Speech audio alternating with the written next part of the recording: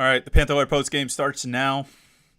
And whenever we do these post-game shows, we do these live stream shows, I always try to, take a few minutes and let everyone roll in. People don't always show up right at the start. We started here at 8:30 on a Saturday night after Pitt, Miami.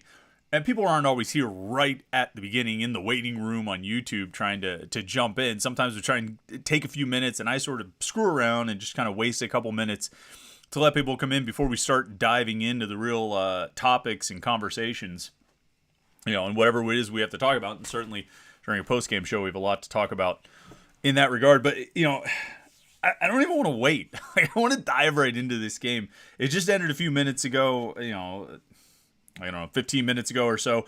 Pitt loses at Miami 78-76. Are we still keeping that as an official score? I'm looking at the stat broadcast, which is sort of the as official as it gets, and they've still got it listed at 78-76.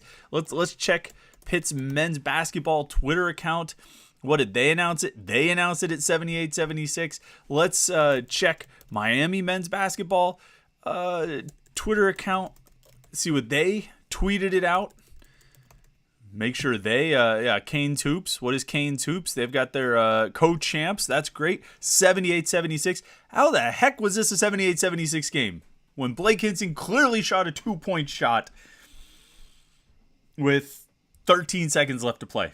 They made it 78-76 when it really should have been 78-75. How was the... I don't even understand. And then you get to the final sequence where Pitt's got a chance to actually win by one, not just tie the game, which should have been the case, but they have a chance to win by one with Blake Hinson's off-balance, deep, ridiculous last-second heave.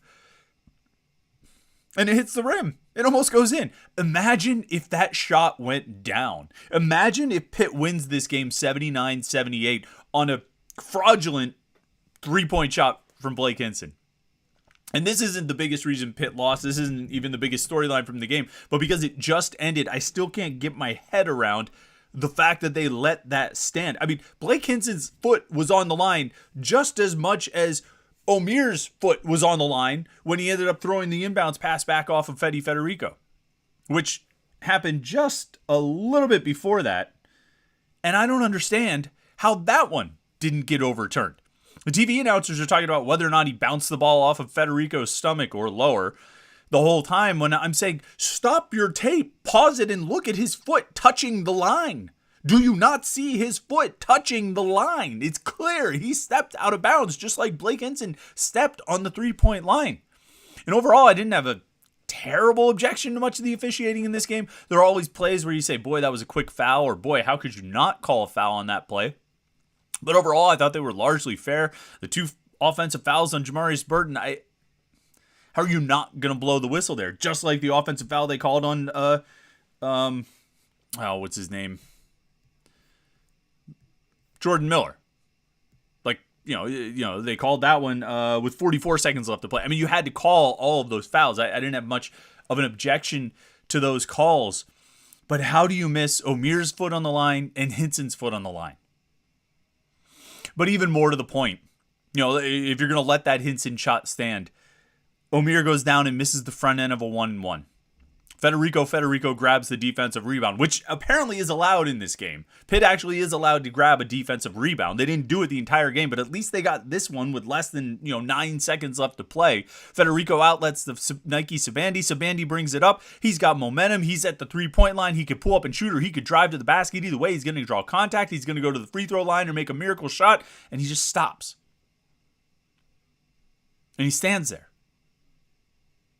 He panics or something, gives the ball to Blake Hinson, who has no choice. He has no option. He can't even take a step. He's just got to fire up that prayer of a heave. What happened there? What happened in that situation? Sabandi could have shot the three. Sabandi could have drove. He could have... There were a lot of things he could have done. The only thing he really shouldn't do, aside from throwing the ball into the rafters, the only thing he shouldn't do is stop, stand in place, and waste time. Look, in that situation, no, you don't have a play drawn up. You don't have time to plan for that situation. But if you're a fifth-year, sixth-year guard, you just need to drive to the basket. This is what you've been doing all game. You've been jacking up threes and you've been driving to the basket. I don't know why you would stop in this situation where time is not on your side.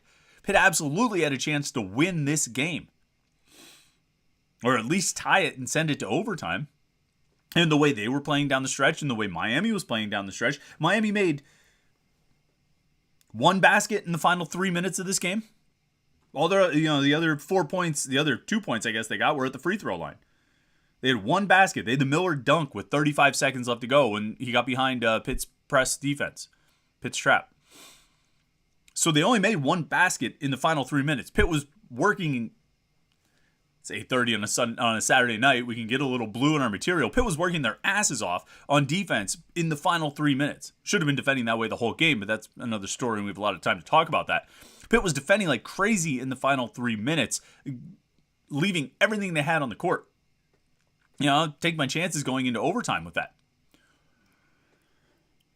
But instead, I'm not really sure why Sabandi chose to do what he did there. It doesn't make a lot of sense to me. But there were a lot of ways this game was lost. And ultimately, what Nike Sabandi did in the final 9 seconds of the game, or 8.5 seconds of the game, was pretty secondary to everything else that happened in this game, the 78-76 loss for Pitt. And, of course, I mean, the biggest storyline, and we're going to jump to the comments and questions pretty soon because I think you guys have a lot to talk about, and I appreciate everybody who's tuning in here on a Saturday night for the post-game show. As I said, we're going to be live after every Pitt game from here on out. All of the post-game, all of the postseason games we're going to be talking about right here on the Panther-Lair Post-Game on youtube.com/Panther-Lair.com. So make sure you like this video and click the subscribe button right down there so you never miss any of our live post-game shows. They should all be, if not fun, they should at least be interesting like this one tonight. And the biggest, storyline in this one, the biggest number, the biggest stat was the rebounding. Pitt gets out-rebounded 42-20. More relevantly, or more specifically, Miami grabbed 14 offensive rebounds and scored 25 second-chance points. Pitt had 3 offensive rebounds. Miami had 14 offensive rebounds. Pitt had 17 defensive rebounds. Miami almost played Pitt to a dead heat, rebounding at that end of the court.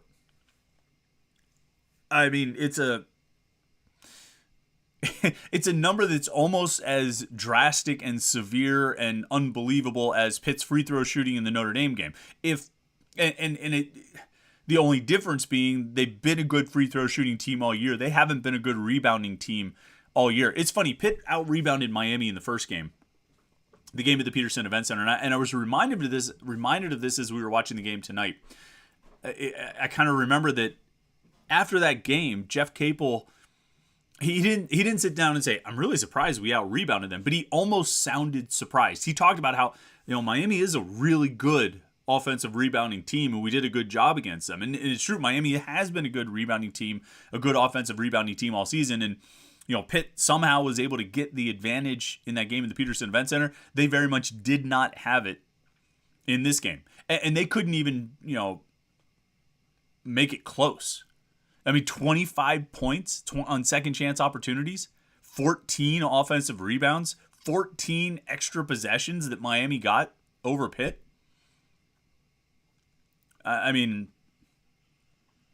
It's hard to win that way. It's almost impossible to win that way. And to Pitt's credit, they did a lot of other things right. They shot 46.6% from the floor, 42.3% from 3. They were 11 of 15 from the free throw line. Not great, but better than they were at Notre Dame. And they only had 7 turnovers. Really didn't get into foul trouble. They had a couple guys with 3 fouls. They had to have Federico and Guillermo Diaz-Graham. I thought somebody else had 2 fouls in the first half. Maybe that was it. Oh, and Nike Sabandi had 2 fouls because he had the technical.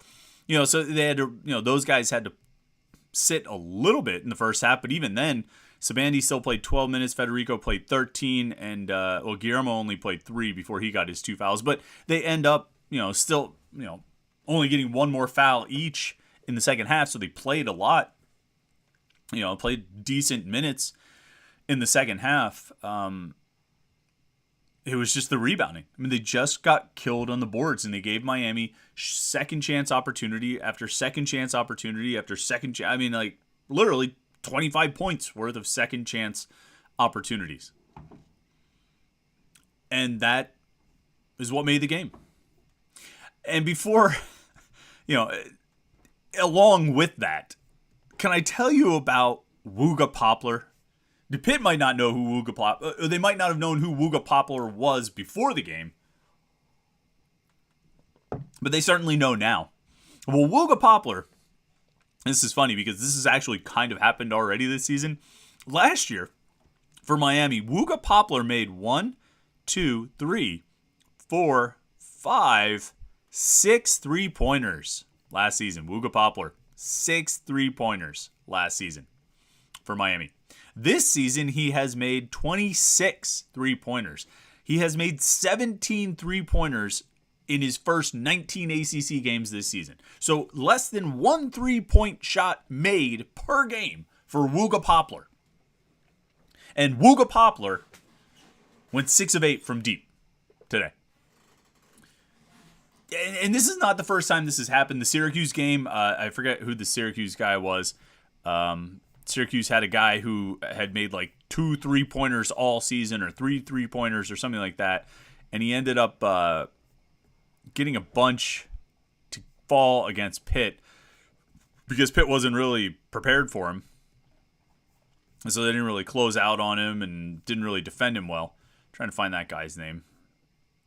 Benny Williams. Benny Williams goes 5 of 6 from 3. Didn't make anything, prior to that all season. And even Jim Boeheim was like, yeah, he's probably not going to have another game like that because now they're going to know they need to defend him. Well, somebody should have told Pitt at some point during this game they need to defend Wooga Poplar because Wooga Poplar was making everything he was shooting from deep.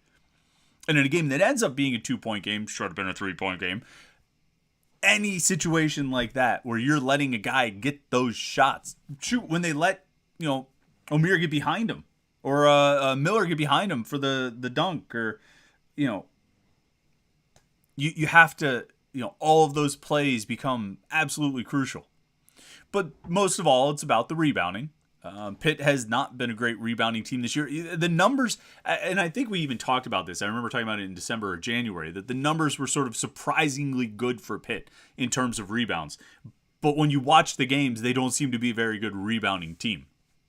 I think part of it is that this team has been, a gang rebounding team. The guards have done a good job. Burton has done a good job. Jamarius Burton had 1 rebound today. Nelly Cummings had none. Nike Sabandi grabbed 5, which was actually a team high, and that tells you something about how their other guys played. Federico had 3. Hinson had 3, but they just didn't. The gang rebounding was not happening. The bigs were not rebounding. Jorge Diaz-Graham ended up with 3 rebounds himself. Guillermo had 1. But, a total of 20 rebounds. That's a terrible performance all the way up and down the list. And you can look at it and you can see just complete lack of production on the glass. And that's ultimately what beat Pitt. So, we could talk a lot about Wooga Poplar. We can talk about, that final possession, those final 9 seconds when Pitt had a chance to tie or win the game. We can talk about all these things. But they just got crushed on the glass. The way they probably should have gotten crushed on the glass in the first game. And the fact that they didn't get crushed on the glass in the first game is probably why they won the first game. Tonight, the chickens came home to roost. And now Pitt is counting on Notre Dame beating Clemson to get a double bye. I think that's still on the table for Pitt. This game is happening right now. Clemson's up 20 with about 3 minutes to go, a little less than 3 minutes to go in the first half. So, unless Notre Dame's going to pull off a Florida State against Miami comeback here, it's highly unlikely to happen, and it looks like Pitt's going to be a 5 seed. And that's disappointing. We'll talk a lot about what it means for. I think they're a 5 seed. I haven't, looking at the standings, Pitt now has 6 losses, so they finished the ACC regular season at 14-6. Duke, will obviously have the tiebreaker over them. Clemson will have the tiebreaker over them. So they'll settle in as the 5 seed because after that, NC State has 8 losses. Carolina.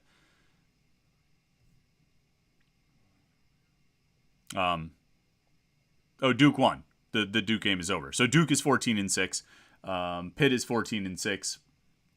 And so Pitt will go as the 5 seed, assuming assuming Notre Dame does not come back from being down 17 approaching halftime, assuming Clemson holds on here. And it's disappointing. It's disappointing to be playing on Wednesday as opposed to Thursday.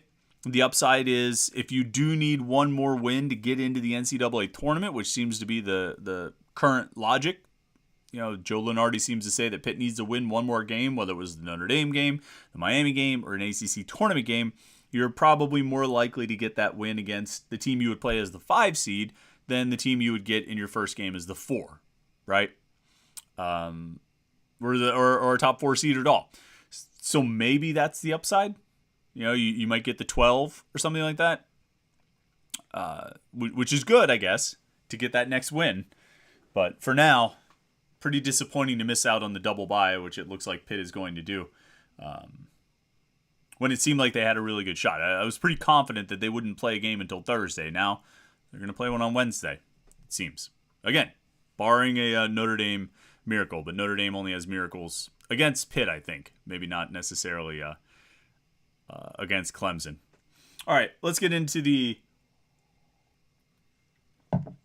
comments and questions and chat here. Michael B is a super chatter, so we go to him first, and we appreciate you being a super chatter. Michael B says, "Hi Chris, I guess the positives we can take from the game is we had a chance to tie or win the game with 10 seconds left, but for me, what has happened to Fetty?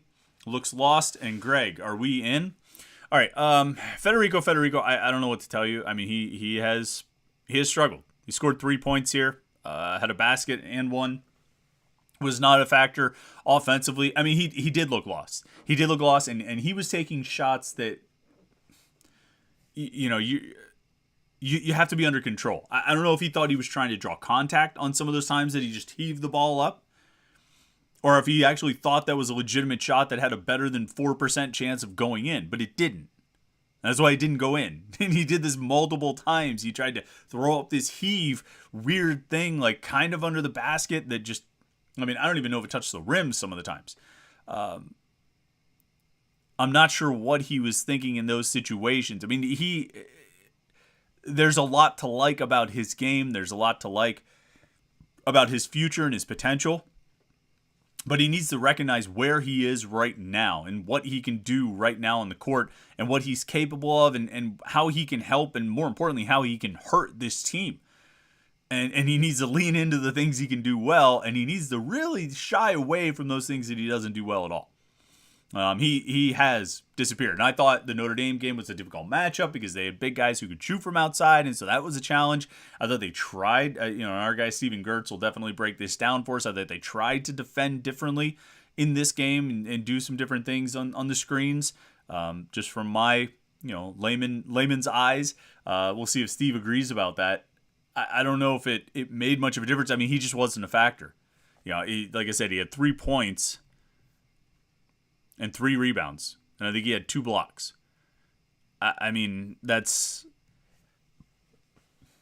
You need more than that. And they've come to expect more than that. And there was a while where they were getting more than that. That's just not good enough. That's not enough out of Federico for this team going forward. And then Greg Elliott, I don't know what to tell you. I mean, he has completely... I mean, he disappeared. I'm going to bring up his stats in the last few games, but he had nothing tonight. He didn't make a single basket in this game tonight. And he scored 2 points at Notre Dame. It was 1 of 4. He scored 19 against Syracuse. So that was a strong game for him. 5 of 11 from the floor, but he hasn't made a 3 since that game. 0 of 2 in the Notre Dame game. And then 0 of 3 tonight. And his 3 were not great shots. I don't think he really, I think he typically takes good shots. And I think with guys like him and Hinson and Sabandi, the definition of what is a good shot is a little bit maybe looser than it is with other guys because they have that quick release and they're able to get the ball off and they're just good shooters. But he I don't know if he's hurt. Somebody had said at one point he seemed to be holding his hand, a week or so ago, maybe the Syracuse game. And so maybe he's dealing with something in that regard. But he has vanished. He's vanished. And you see the minutes reflect it. He played 16 minutes in this game tonight. How much? 3 minutes in the second half. The Notre Dame game, he played 24 minutes, so he got more playing time, but not a ton. This is after he played 36 minutes against Syracuse.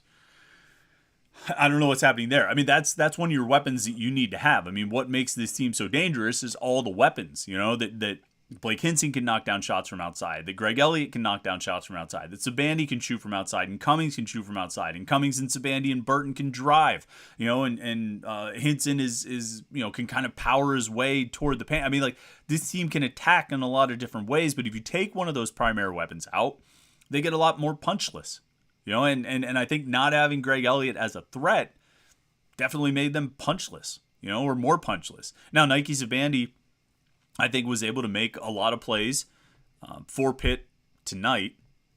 He finished, what did he finish with? Keep looking at these stats, but he finished with 16 points. Just the third time all season that Pitt has lost when Sabandi has scored in double figures.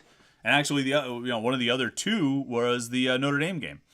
And so maybe that streak is coming to an end. Unfortunately, Blake Hinson, who I think led Pitt with 24 points today, that's the first time Pitt has lost when he has scored at least 20, and they are now 15-3 when he scores at least 16. So kind of disappointing to see that those streaks sort of come to an end here at the end of the regular season. More so, though, I think on a broader level, it's disappointing to see Pitt lose 3 out of their final 4 to close the regular season. Or I guess 3 out of their final 5 to close the regular season. That's a disappointing way to close. And I wouldn't call it a collapse. I think the game at Virginia Tech was really difficult. I think this game was really difficult. The Notre Dame game was a collapse. I mean, that was a bad game. That was a disappointing game. I will say about this, and then I'll get to your last question there, Michael B. This game tonight, I didn't think they looked, like the Virginia Tech game, a lot of the Georgia Tech game, they seemed to be in a bit of a swoon. They looked like sluggish. They weren't really communicating. They didn't seem to always have the focus that they had earlier in the season, the energy, the discipline, the intensity. I mean, they had it tonight. They might not have always communicated well on defense, and they certainly got their tails kicked on the glass, but they had the intensity. I don't think there's any question that they were leaving everything they had on the court. I think the energy was there, the intensity was there, the focus was there. They couldn't hang, on the glass. And they had some defensive lapses. They gave Miami some easy buckets, but Miami also got a whole lot on those second chance points. The question of are we in, you asked, Michael B., is Pitt in the NCAA tournament? Look, I'm just going to defer to Joe Lunardi because I don't know, all right? I don't think he knows, but I know I don't know. And so he says they need one more win. Okay. I'll take his word for it.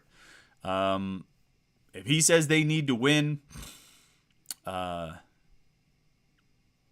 game in the ACC tournament, then okay, I'll believe him. If they go in as the 5 seed, let's look at what the bracket would look like right now.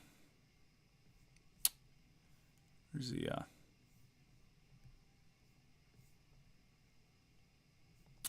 trying to see the bracket for the ACC tournament. That's 22. Where would Pitt be here? As the 5, they would play the winner of 12-13, okay? And 12-13 right now, as it finishes, would be the winner of Florida State, Georgia Tech. So Pitt, obviously, 2-0 against Georgia Tech, 1-1 against Florida State. I think you'd rather see Georgia Tech, even though you don't typically, that old rule of thumb in sports is that you don't want to play the same team 3 times. You don't want to try and win a third game against a team, but I think a rubber match against Florida State or a third game against Georgia Tech, you take your chances in that game, and that's what it looks like it would be for Pitt as the 5 seed playing on Wednesday against the winner of the 12-13 game. Probably, it would be Florida State or Georgia Tech. So if they need one more win to get in, and that's who they end up playing, they should be able to win that game. With their NCAA tournament hopes on the line, they should be able to win that game. Now, they win that game, then you go to, then you have to play the winner of the, or then you have to play the 4 seed, which would be Clemson, I'm going to guess. Clemson beat Duke. It comes down to the Clemson-Duke tiebreaker. Either way, you need to win that one game. That seems to be the consensus. And if they do it, then they'll be in. All right, Michael B's got another super chatter in there. He says, let's be real. If Fetty and Elliott continue to play this poorly, Pitt probably won't win another game. Am I right? Also, should Jorge get more playing time because he looked good? I don't know. It depends on how you want to go with the lineups, right? Because Jorge, they're not going to play him at center. They've shown that they're not going to use him at center except in extreme situations. I guess they did tonight because they had Federico and Guillermo in foul trouble. And so he played some center near the end of the first half when those two guys were out with 2 fouls. But for the most part, they want to put him as a 4. Even when he plays next to Guillermo, he's playing as a 4. And Hinson stayed on the court for all that time. And so he was playing largely as a 3. But then if you do that, if you have Jorge as a 4 and Hinson as a 3, now you're only going to have 2 of your guards. Which 2 do you want out there? You know what I mean? Do you want just Cummings and Burton, just Burton and Sabandi, just Cummings and Sabandi? I mean, maybe you go with Jorge at the 5, but this staff seems convinced that he's not really a fit there. At least not for meaningful minutes, except for when they're in a tricky foul situation like they were tonight. So, he knocked down a couple threes. He had a nice basket. I think he might have even had a block, or at least played decent defense on 1 or 2 possessions, but he still wasn't really rebounding all that well. Whatever numbers he ended up with, he wasn't rebounding all that well. I think you have what you have, and it's what they've had for 31 games now, right? It's Federico at center, with Guillermo as his backup. It's Hinson at the 4 with Jorge as his backup, and then it's that mix of guards at the 1, 2, and 3. And maybe occasionally Nate Santos, but Nate didn't even get into this game. You're going to win or you're going to lose if this team...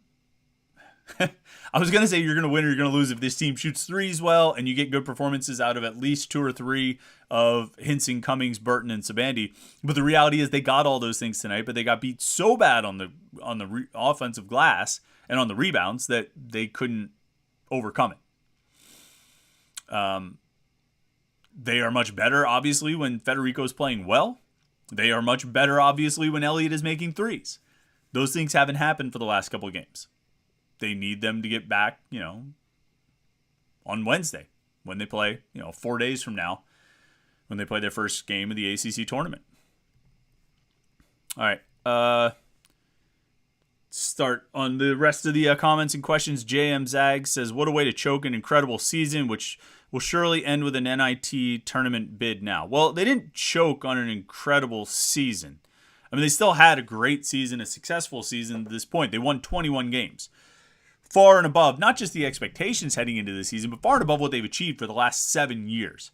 And so as such, this season was a remarkable success. Now, it could still be a disappointment to you, the fact that they lost 3 out of their final 5, that the ACC regular season championship was right there for them, the number 1 seed in the ACC tournament, and a clear locked up NCAA tournament bid. They were all laying right there for the taking, and they were unable to do so at Virginia Tech. They were unable to do so at Notre Dame, and they were unable to do so tonight at Miami. All those things are true, and all those things can be disappointing, and I don't think there's anything wrong with that. But I also am not going to sit here and say this season wasn't a success. We had this discussion on Wednesday night after the Notre Dame game. And I wrote about it in the 321 column yesterday. And I talked about it on the Morning Pitt yesterday. I've covered this ground already. All right. Even if they end up going to the NIT, and I'm not convinced that that's going to happen. I still believe this team can win the 5-12 game or 5-13 game, whatever it ends up being. I still believe they can get that win in the ACC tournament, which, if Joe Lunardi is to be believed, will get them into the NCAA tournament. I still believe they can do that, and we'll see what happens from there. If they were to miss the NCAA tournament and go to the NIT and win a game or 2 or not win a game or 2, it would be disappointing. It would be a missed opportunity. I don't think any of those things are inaccurate. I don't think it's unfair to criticize it as such. But I also would say this season was a pretty big success for how far they came from where they were.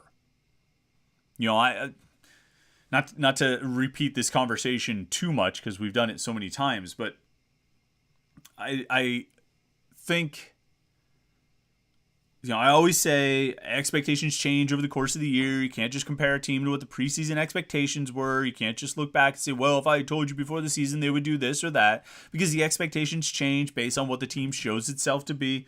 And, I always say that. And so I don't compare it to what we expected from this team before the season, but I am going to compare it to what this program has done for the last 6 years prior to this season.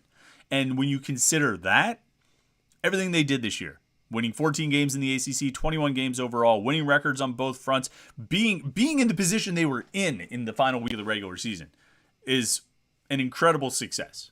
I think. I don't think there's any question about it, and I think it's I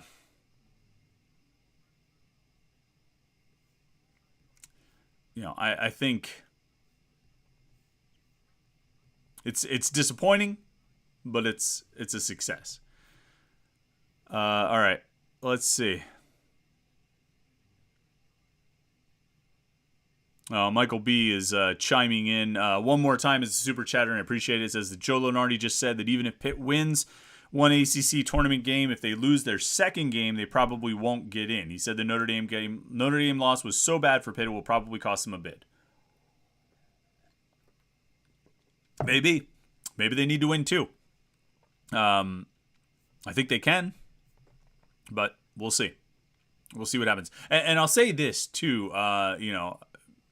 One other thing. I was convinced coming into this game that that this Pitt-Miami game would determine the ACC Player of the Year. And I said that before the TV announcer said it. I wrote about it on Panther-Lair.com yesterday, actually. You can go check the 3-2-1 column. It was the 3-2-1 column. We do 3 things we know, 2 questions we have, and 1 prediction.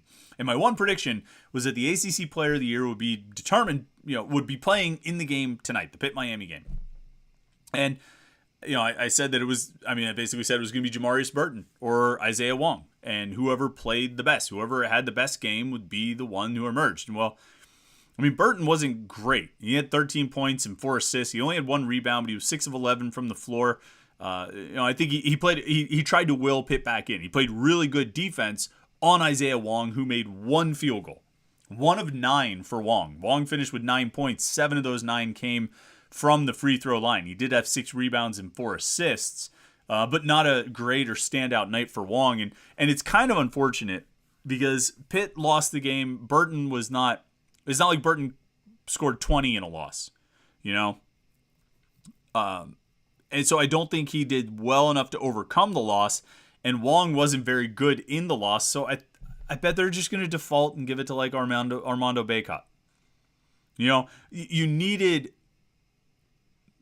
one of these 2 guys, Wong or Burton, to play a great game for the winning team, or at least play a good game. If Pitt had won with Burton scoring 13 and having 4 assists, I think he would have been. I think that would have given him a really good shot at making it. But the way this game played out, I think it opened the door for just defaulting to your favorite Carolina player, which is unfortunate because I thought it was going to be Wong or Burton. I thought it was going to be one of those 2 guys. All right, let's see what else is in the comments and questions. Oh, before I do that, I want to tell you real quick about a new friend I've made, and this is awesome. Her name's Montana, and she's got a website you need to check out. It's called fortheperfectbite.com. All right, fortheperfectbite.com. FOR, not FOUR. Fortheperfectbite.com. It's on Instagram also at fortheperfectbite. Montana is a lifelong diehard Pitt fan, okay? Her family has actually been football season ticket holders since the 70s. She's been cooking since she was young, and she has a passion for good food in local restaurants. She's actually a chemical engineer by day and a chef by night. So she has a food blog where she develops, cooks, and photographs her own recipes. And she writes and posts recipes to share with friends and family. And she also highlights local Pittsburgh restaurants and brands on her Instagram channel, For the Perfect Bite. And she's working to build her community to share great recipes and the best of Pittsburgh's food scene with others. And she actually even has a Pitt-specific recipe on her site from the ACC Championship last year. She put it together after the ACC Championship. It's blueberry lemon panther claws, which you may be really disappointed about this loss tonight, but holy cow, that sounds good. Blueberry lemon panther claws. Go check out fortheperfectbite.com. Just for something, you can drown your sorrows in really good food and great recipes. I was looking at her earlier. She's got these strawberry shortcake cupcakes that I really want to eat. But go check it out. Montana, huge Pitt fan. And she's got this website, fortheperfectbite.com, and also on Instagram at fortheperfectbite. She supports the podcast. She's a big fan of the show. She's a big fan of Pitt. And so we really appreciate her for that. And you should go check it out. Because she's such a big Pitt fan and supports the podcast. fortheperfectbite.com. And thanks to Montana for getting together with us on this. All right, let's scroll down. General So's Chicken says, everybody knows that preseason rankings mean nothing. This was a complete letdown just through the regular season away with 2 games left. You can spin it any way you want. Yeah, I can, and I will. All right, I will spin it any way I want. All right, here's the thing. You guys have to understand. You can have both. You can be disappointed. You could also call the season a success. I think, and I've sort of made this point a few times, you're disappointed because they failed to achieve a few things that were right there in front of them. But do you realize by even putting themselves in position to accomplish those things, the season was a great success? All right, playing themselves into the top of the ACC in the final week of the season, being in this position to play for the number 1 seed in the regular season finale, to have a chance to clinch a top 4 seed and a share of the championship, in the next to last game in the regular season. All these things. That's evidence of the success that the season was. Now, the fact that they failed to capitalize on those opportunities is a disappointment. But it's a 31-game season. Over the course of 31 games, this team was one of the best teams in the ACC. Okay? Regardless of preseason expectations, regardless of what you think about this or that, the fact that this was, over the course of 31 games, one of the best teams in the ACC makes this season a success because, in case you didn't notice, they were one of the worst teams in the ACC for the better part of the last half decade. That makes this season a success. And you could be disappointed, you could feel like there were missed opportunities, and you'd be right in both cases, but you can also still acknowledge that it was a successful season in what this team accomplished. Scott Eisenberg says, despite that last 2 games, it's still a great year. 1 or 2 more inches, Hinson shot goes in, and we're celebrating. Let's go get that auto bid. There you go. See, I think, you're right about how close that shot was to going in. It was pretty ridiculous, actually. Bodie3443 says, depending on the UNC Duke game and the Clemson Notre Dame game, where does Pitt seed for the ACC tournament? Pitt lost to both Duke and Clemson, so they are 5, right? Yeah, unless Clemson loses to Notre Dame, and it's they're just coming out from halftime. They actually don't have the score on the screen right now, but I'm pretty sure Clemson was up 20 or something on Notre Dame. 19, actually. It's 19 just coming out of halftime. Unless Clemson blows it, unless Clemson blows it here, Clemson's going to be in the top 4 because they will. Clemson and Pitt will both have 6 losses in ACC play, and Clemson will have the head-to-head tiebreaker over Pitt. And so that would put Pitt as the 5 seed. If Clemson were to lose, if Notre Dame came back, now it's like a 22-point lead. If Notre Dame were to come back and win this game, which is highly unlikely because Notre Dame stinks and it was a terrible loss at Notre Dame on Wednesday night. If Notre Dame were to somehow come back and win this game and give Clemson 7 losses in ACC play, then Pitt could get back into the top 4. It's highly unlikely to happen. Pitt is likely to be the number 5 seed. Let's see. PG Jeans says, proud of this team, been a fan for all my life. This team was special. For the counterpoint, General So's Chicken, you have not 1 but 2 chances to win your conference, and you just throw it away. Nothing but a disappointment. Nothing worse than the it's good enough fans. Well, so, yeah, I mean, I think the great thing about sports, particularly sports that play, toward a tournament conclusion of some kind, is that you can always keep moving those goalposts until you get to a point where you're either the one team that wins it all or you're one of the 300 and some that don't win it. And then if you're part of the 300 and some that don't win it, you can moan and complain that you weren't that one team that wins it all. You can keep moving the goalposts down. I mean, you can decide how you want to measure success. And if it's championship or bust, brother, you're going to have a very miserable sports fan life. That's just the reality of it. And I think maybe sometimes in Pittsburgh, we do fall into it. It's probably why people complain so much during the Jamie Dixon years that he only made it to the Sweet 16. Is because we're in Pittsburgh. We're the city of champions. And if you don't win that championship, then that season was a disappointment. Well, that's a pretty hard way to live. That's a pretty hard way to live. And it doesn't mean you have to be satisfied with falling short of that ultimate goal. It doesn't mean you have to be happy when those opportunities are missed. But it does mean you should probably acknowledge that you can accomplish a lot and not win a championship. It is possible. It's possible to have both. It really is. John Christofich says, poor foul shooting cost Pitt the game. I mean, they were still, at 73.3%, 11 of 15. They were still below their average on the season. They were 9 of 12 in the second half. I don't think they missed the front end of a 1-and-1, though. I think every time they had a 1-and-1, they at least hit the front end. Yeah, with 2 minutes to go, Burton hit the front end, but missed the second one. With about 4:49 to go, Sabandi made both of a 1-and-1. I don't know if they shot any other 1-and-1s. Yeah, I think that was it.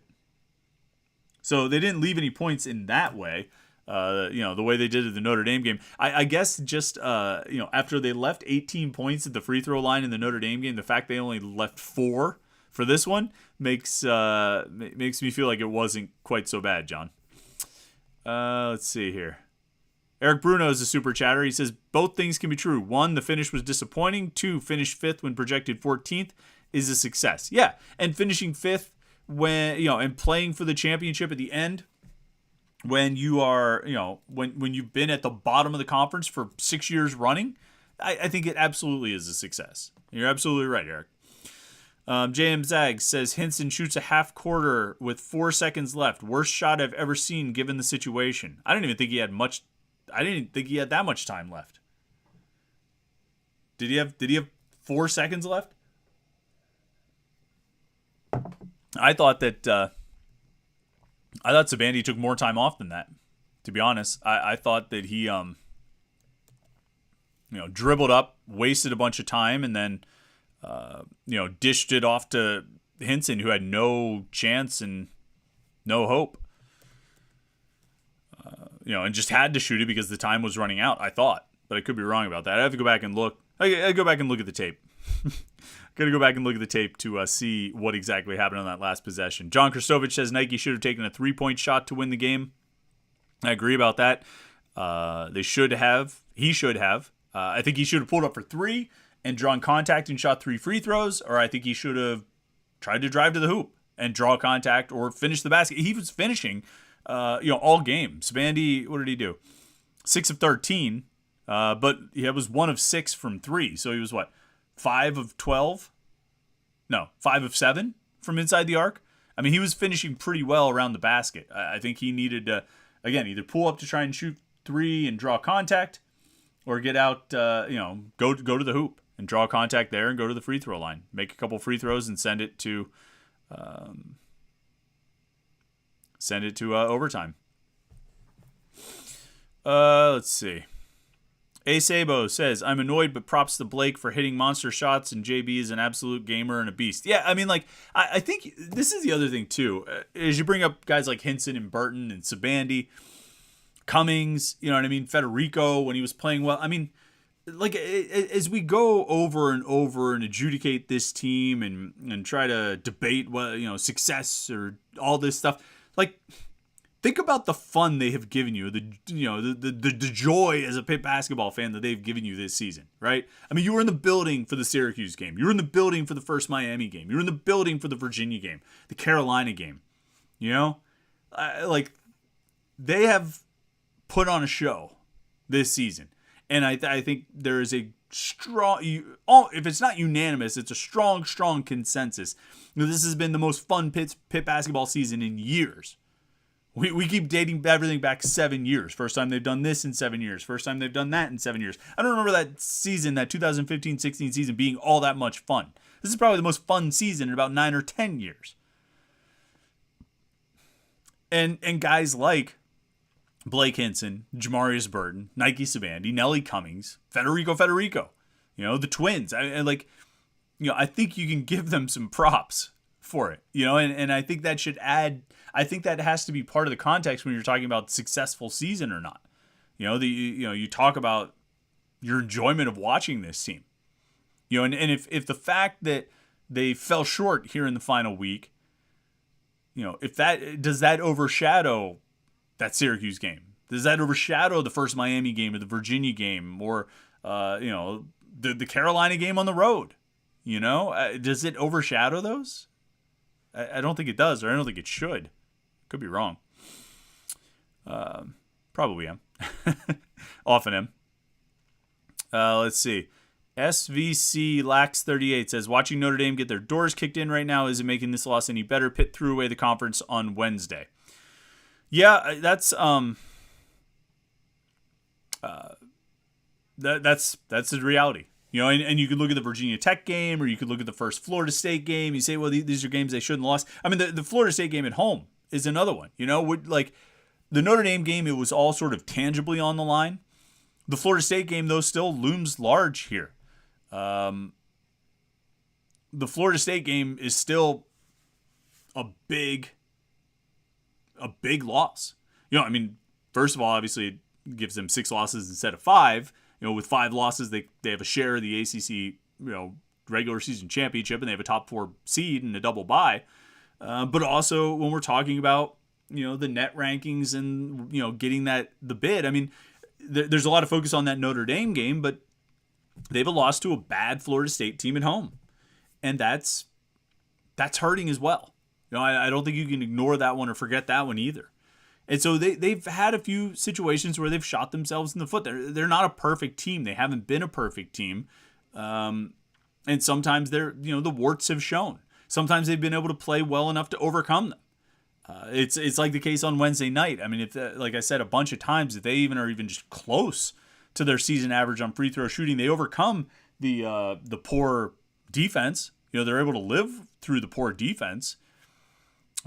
If they just go get close to their season average on free throw shooting. So there have been times where their warts have shown, but they've been able to play through it and overcome those shortcomings.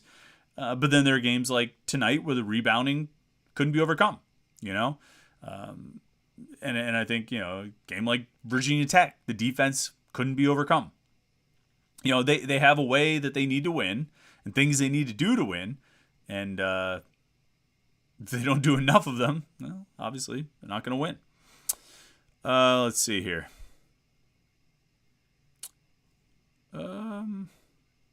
Josh Newark, taking emotions out of the equation, what a great year. I think the fear of missing the tournament is really clouding our evaluation of this team and season. Let's enjoy the ride and not fear the worst. Yeah, I mean, I think that's a real fear. I think that's a legitimate fear, I think it's a real concern that they could miss, and it's unfortunate that it is coming down to the wire. It's unfortunate that, when they announced the NCAA tournament brackets, and they used to do this all the time, when Pitt was a lock to get in all the time, they would have sort of a media event. You know what I mean? The guys would all sit there and watch it on TV. We'd be there to take pictures and video of, the team getting announced and all this different stuff. And obviously they stopped doing that when the team wasn't getting into the NCAA tournament. And it's unfortunate because, depending on what happens next week, I think there's a real chance that they won't have a media event for that. They'll put it out on their own social media, but they won't have, TV cameras and things like that there to document the moment when they get announced as being in the NCAA tournament. And I'm guessing they probably won't do it because of the possibility that they don't get in. And that's a shame, because if they do get in, it should be documented. It should be sort of celebrated. You know what I mean? It should be a big event. Getting back to the NCAA tournament for the first time in 7 years. But because of the position they put themselves in, where it's not a lock, it's probably not gonna be as big of a deal or as big of an event as it would have been otherwise, which is a shame. Jim Hicks says, hard played game. Thought Nike could have easily drawn a 3-shot foul on the last play, but both teams will not be an easy out in both tournaments. Yeah, I mean, I think, the things that made this team dangerous are still present. And I think when you look at, Miami's a really good team. Miami's a really good team. I think we can all agree on that, right? and they played them down to a 2-point loss on the road.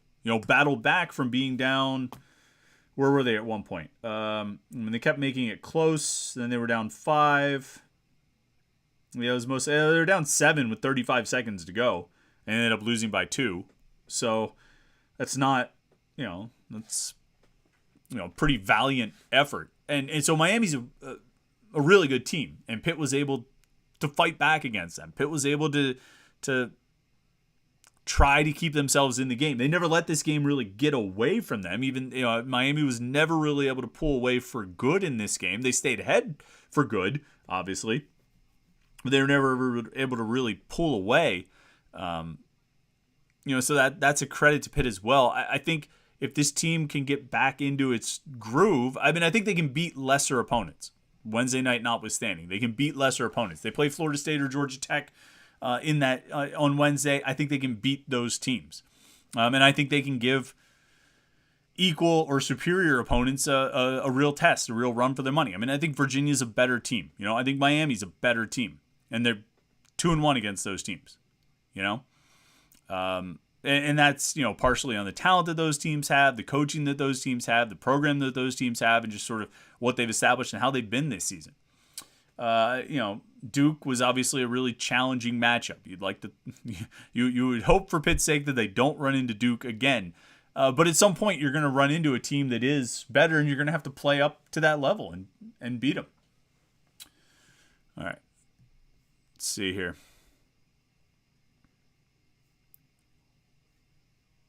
MW Pitt says, honestly, this is still way, way more than I hoped for last year at this time. Yeah, last year at this time, people were wondering if Pitt would even have Jeff Capel as the head coach. Let's see.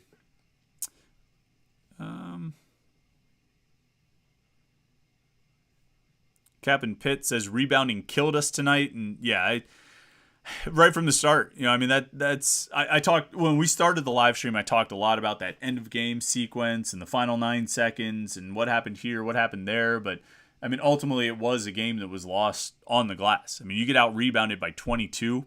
You give up 14 offensive rebounds. You give up 25 second chance points. That kills you. That absolutely kills you. You can't play like that. You can't win like that.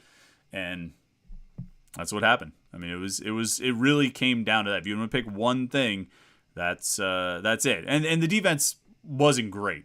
Miami shot 45.5%. They shot 47.1% from 3. Some of that was the second chance shooting. You get those high percentage shots on the putbacks and things like that. Omier was 6 of 12 from the floor. Miller was 4 of 5. Beverly was 2 of 3. It helps when you're getting a lot of offensive rebounds and putback shots and second chance points. Scroll through, see.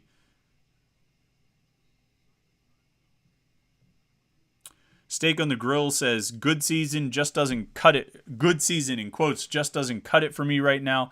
No one fought to rebound the ball tonight, and it showed. Damn shame. Yeah, rebounding is a couple things. It is effort. It's effort and positioning is ultimately what it comes down to. And Miami got some long rebounds. There were some rebounds that bounced out far and ended up getting lucky bounces to Miami. But for the most part, they were beating Pitt. And so, like I say, effort and positioning. There's something to be said for strength too. You can't expect Nelly Cummings to out-rebound Omier, And unfortunately, the guys who are as tall or taller than Omier are not nearly as strong as him. And you're going to run into that probably most of the way. And that's been a disadvantage for Pitt all season. They've needed Federico to play smart with his positioning and use that to get an advantage because strength is not an advantage. It's not going to help him in those battles on the glass.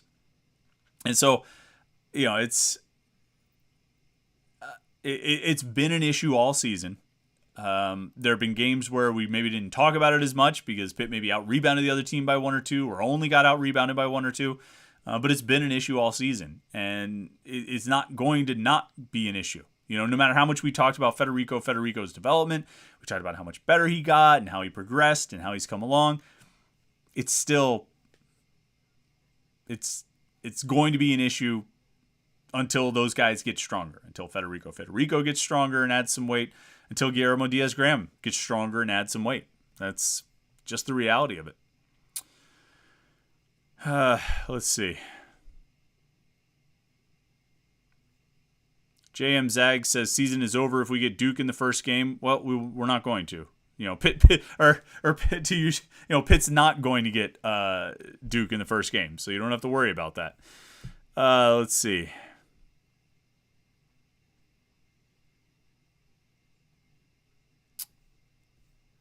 Scrolling through here.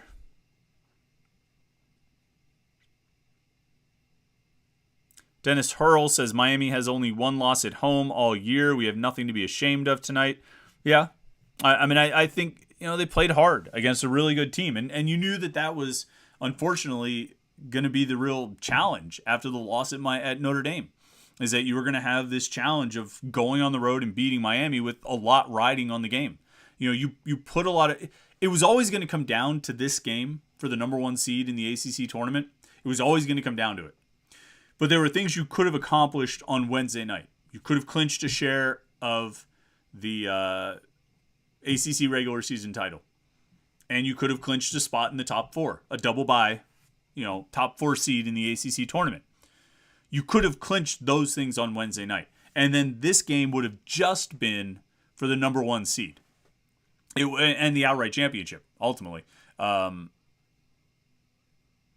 Or I guess it would have been a shared championship too, because Virginia finished with 5 losses also. So, that's what you're looking at, right? I mean, you had a chance on Wednesday night to clinch a share of the regular season title and a spot in the top 4 seeds with a double bye. And then leave this game just to be about the number one seed. But instead, because you lost at Notre Dame, this game was for all of it. For a share of the title, for a top 4 seed, for the number one seed. All those things were piled into this game because you blew it on Wednesday night. That's the missed opportunity game. That's the the football Georgia Tech game. That's the one that you say how you could blow that game, or the Florida State game. Quite frankly, again, I'll come back to Florida State as well. I think that was one that we should not lose sight of. The Notre Dame game, there was more pressure on because it was coming down to the end and down to the wire. In the final week of the season. That Florida State game hurt them just as much in terms of the ACC standings and the seeding and the buys and all that stuff. It hurt them just as much as the Notre Dame game. Maybe more as far as like the quad, the net rankings go, because it was a loss at home.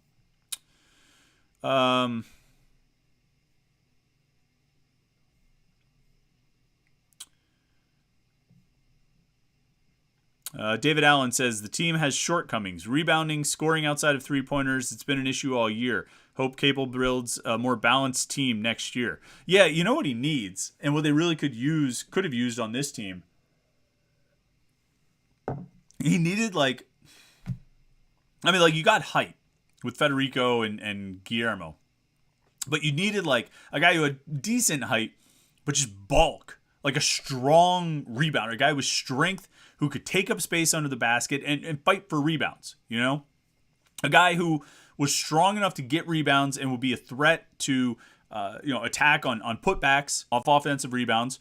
A guy who would be, even someone you could pass into the post, who could post up and be a threat to score around the basket. Enough of a threat that you would probably have to collapse the defense a little bit on him and leave open those three-point shooters on the outside.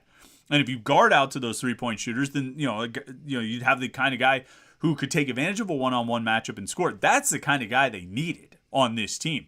I don't know why Jeff Capel didn't try to get a guy like that for this team, like a big sort of solid center who could rebound and who could score, a real post presence, an actual post center. Yes, they had that guy, and he got hurt. And then he got in his head, and I don't know what happened. But he's not with the team anymore. Or he is, but he's not around. I don't know what the deal is there. But they had that guy in John Hughley. That's the kind of presence they needed on this team. And as we've all gone back and forth about whether or not it could work with Hughley, if he would fit in with this team, I think he would. Because it was designed around him to begin with. And I think if he had played this whole season healthy, I think they would be even better than they are right now. Because you'd have that presence down low. It would draw attention away from the three-point shooters and potentially create opportunities for him to get mismatches down near the basket. I think they'd be even more dangerous because they would have more scoring options. They'd have more of an offensive presence and more of a rebounding presence around the basket. They had that guy. And they didn't. All right. Let's see if there's anything else here we need to get to. We appreciate all the super chatters, everybody who jumped in here.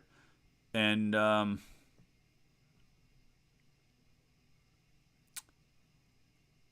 let's see. Vix Bean says, in spite of all the stats and the negative, this game could have had a different outcome with a few free throws, an extra three-pointer, maybe one less turnover. They were not blown out. Pitt could win the ACC tournament. Is it likely? No, but they could. I just don't think they have enough posts. Never thought they did have a true post yet. Yeah, I mean, I don't know what they're going to do next week in Greensboro. They obviously need to focus on their defense between now and then and get back to playing their sort of loose, high-flying, free-firing offensive ways. It's what got them to this point, and it won them 21 games so far. And, I think he can win them a few more and add a few more to that win total before it's all said and done. But for tonight, Pitt ends the regular season on the losing end. 78-76 loss at Miami. Still amazing to me that it was 76 and not 75, but it's neither here nor there. As I said, we're going to be doing these post-game shows after every game from here on out. All of the postseason shows, or all of the postseason games, we will have a post-game show right here at youtube.com/Panther-Lair.com. You might be concerned that you missed the post-game show. You're not sure what time it's going to start or anything like that. So make sure you click the subscribe button and turn on notifications. You'll get an alert sent to your phone to let you know when the post-game show starts, usually about 15-20 minutes after the game ends. So make sure you but do that, and then you don't have to worry about checking in or missing it or anything like that. So click subscribe to our YouTube channel, youtube.com/Panther-Lair.com. Thanks to Montana at fortheperfectbite.com. Go check that out. You guys have to be hungry at this point. fortheperfectbite.com. Go check it out right now while it's still fresh in your memory. Pitt's off until Wednesday. Notre Dame is still losing by 21, or more importantly, Clemson is still winning by 21 as we're about to sign off. So I'm pretty sure that game is in the bag. Pitt will play on Wednesday.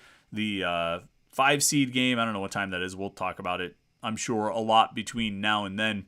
In the meantime, have a good rest of the weekend. Game didn't go the way you wanted it to go. Oh, Michael B., one more time jumps in, says, Norchad Omir is what John Hughley should aspire to be. Omir is a lot better. Yeah, I think so. But I got you. I got you, Michael B. I see you as a super chatter. Yeah, he's Omir's good, and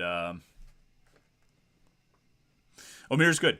I don't think there's any question about it. Hughley would be pretty good too. I think Hughley's a pretty good player too, but we'll talk about that more in the offseason for sure. All right, enjoy the rest of the weekend. We'll be back, of course, Monday with a new morning pit here on youtube.com/Panther-Lair.com. In the meantime, stay tuned to Panther-Lair.com, Pittsburgh.rivals.com for all the Pitt football, basketball, and recruiting coverage. Thanks for tuning in to the postgame show. Pitt loses. We'll see what they do on Wednesday. Until then, have a good rest of the weekend, and we'll talk to you on Monday.